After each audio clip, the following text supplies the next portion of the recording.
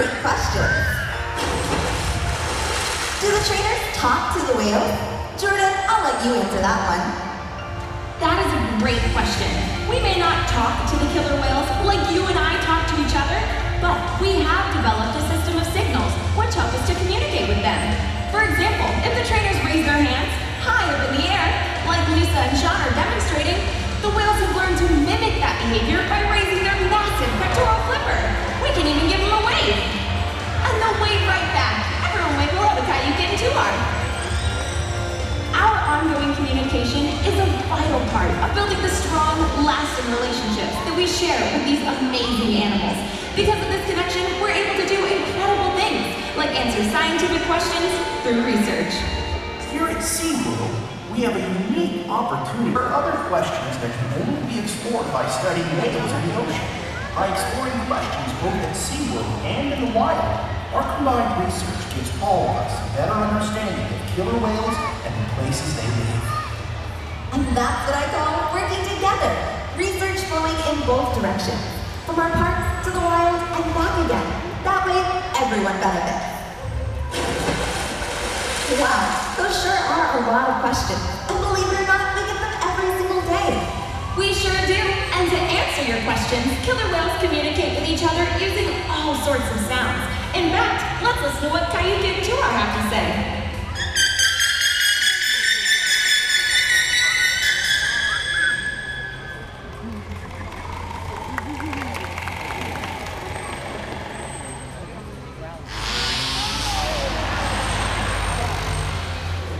Each kind of killer whale, each pod, has its own dialect or unique set of calls. Another way they can communicate is by using their body, as demonstrated by this pack slap in the side of the pool. When a whale uses its body to slap the water, it creates a commotion above and below the surface.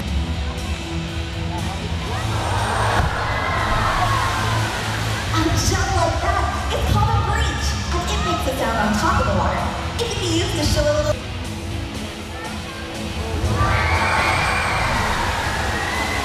Other bubbles or even scratching each other with their teeth, causing wake marks. These are the multi-line marks that you may see on the skin of killer whales and dolphins. SeaWorld.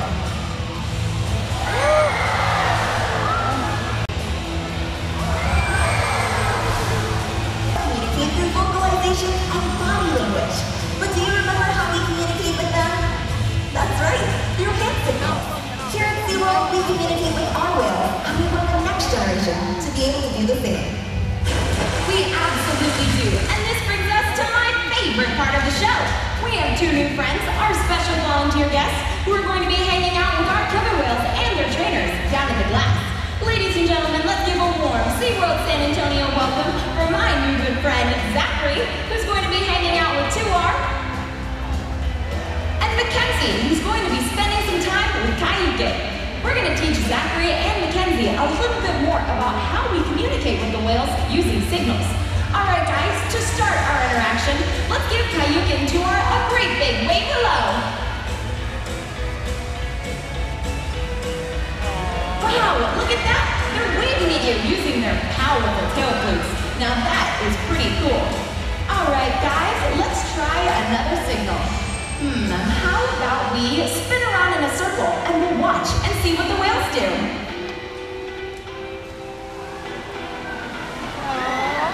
They're mimicking you. That's awesome. We call that behavior a hula. Alright guys, last but not least, let's show Kyuquot and Tuar that special hand signal that I taught you before the show. On the count of 3, ready? 1, 2, 3.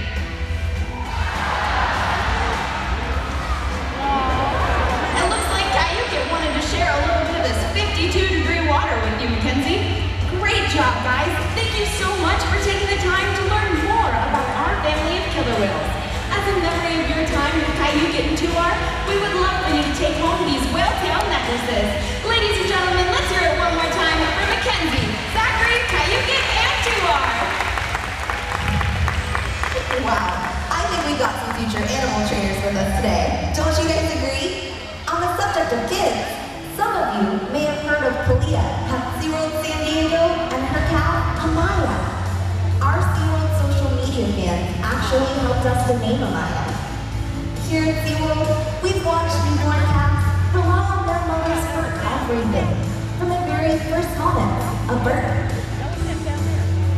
As a calf grows and gains some independence, it is looked after by other ladies in the pod too.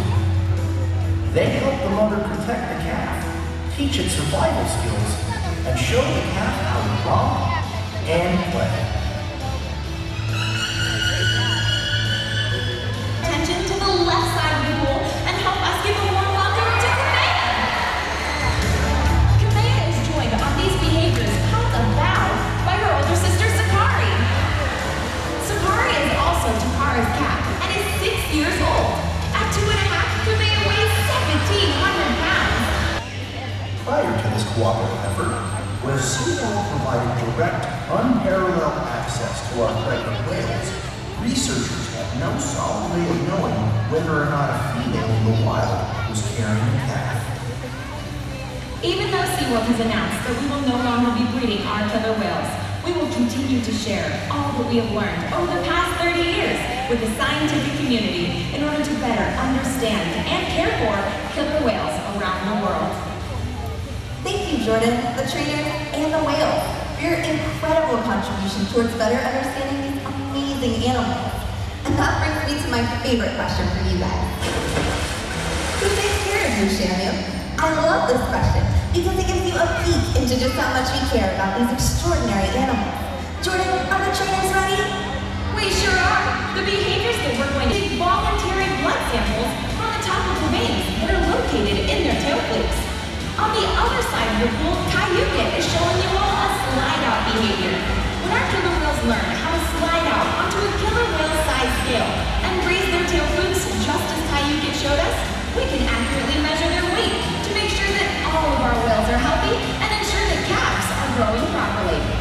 High-energy behaviors such as fast swims, bows, and reaches are in the pool where Tuar is going to demonstrate one of those high-energy behaviors right now. He's 9,000 pounds, so it takes a lot of muscle to get himself up and out of the water. Ladies and gentlemen, here is Kyuquot.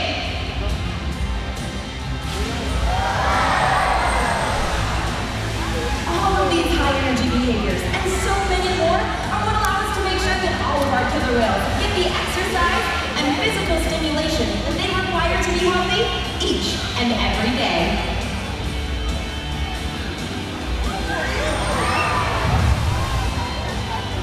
Wow, that sure was impressive.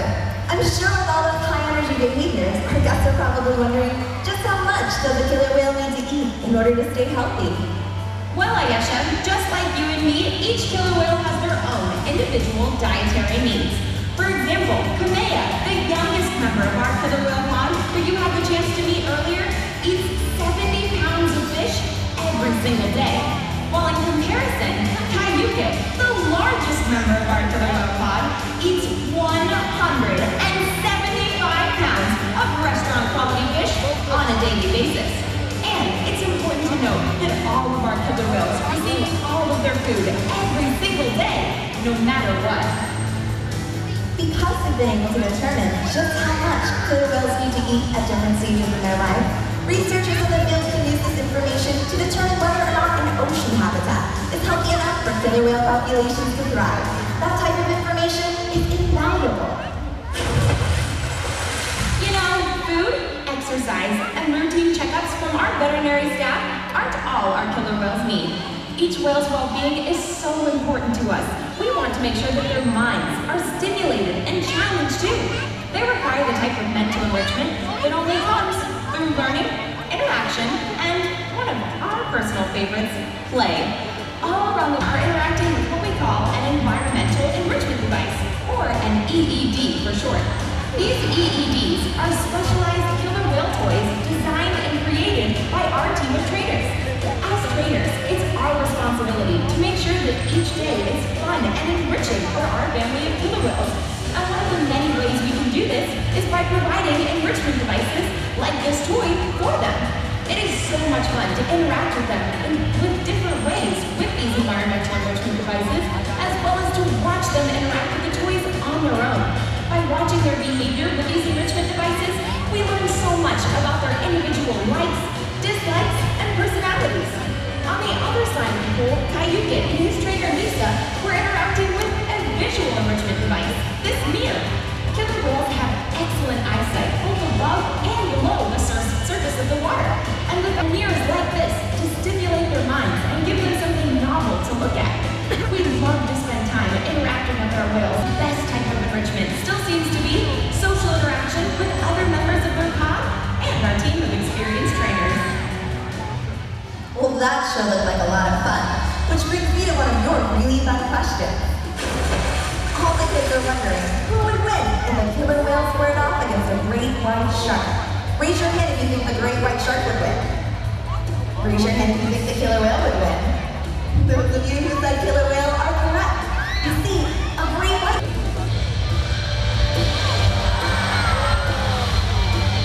At 80 feet, they're easily the largest animals to exist on our planet. The killer whales are able to hunt them because they coordinate, collaborate, and cooperate. They work together to overcome challenges much bigger than themselves. You know, we can learn a lot from killer whales about how to overcome challenges on ocean basins. In fact, if we collaborate like the killer whales, I'm sure we could change the fate of our ocean and our world. Awesome! We've already got some more questions in, and these are some really specific questions we get asked all the time. Why do some of their dorsal fins curve? Great question.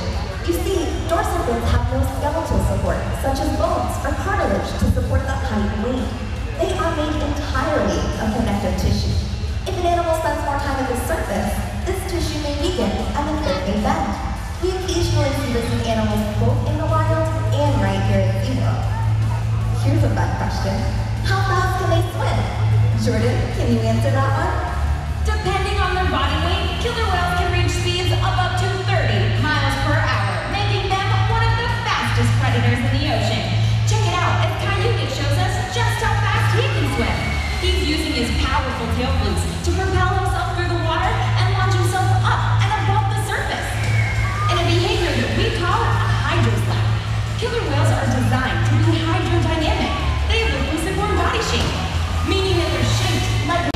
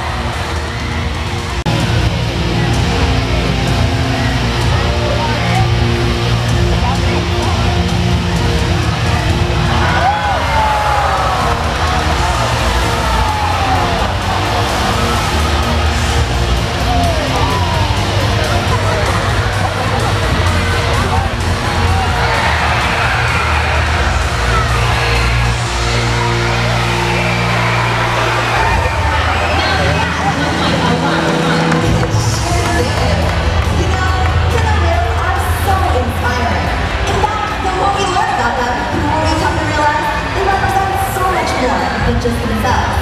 Truly, to better understand the killer whale, it's to better understand our ocean. And thank you for caring.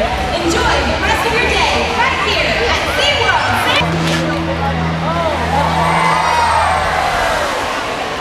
Killer whale,